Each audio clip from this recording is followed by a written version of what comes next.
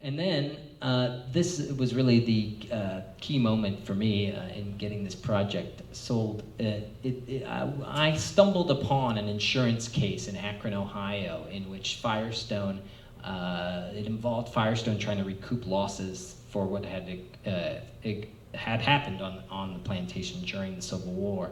And in that, it was about 44 pounds of documents. There were a couple of key documents, including this one, which was the agreement between Firestone and then the rebel leader, Charles Taylor. It also had day-by-day entries from the general manager of the rubber plantation that really helped us to piece together sort of how the rebels had stormed and taken over the plantation. And so that led us to working with ProPublica and PBS Frontline, and I'm serious when I say, the way to make an award-winning documentary is to work with award-winning filmmakers, because they were able to take sort of this massive amount of documentation and investigation and turn it into a compelling narrative, and so I'm indebted to them for being able to do that. Thanks, and I'm indebted to you for your enormous amounts of work. I mean, it was pretty much 6 years of research before it landed on my lap. And when Rainey Aronson, the head of Frontline, said, "How about this story?" and I read Jonathan's treatment and I was just sort of riveted.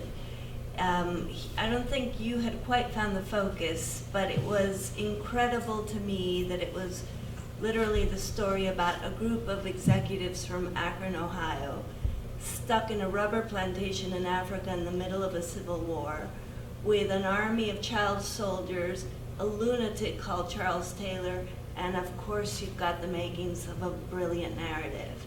The question I had a little bit is like, why now? Why make a film now about something that happened 25 years ago?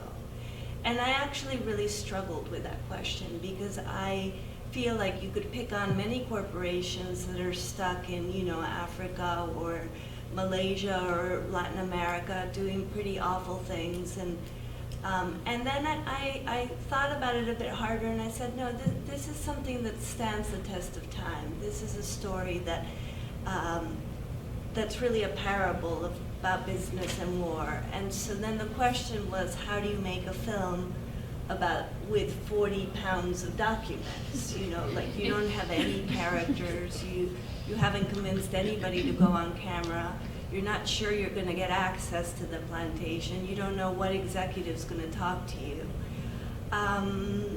And we worked really hard. It's on. And we work really, everyone can hear me? Yeah. And so our original kind of task was how to bring these documents to life.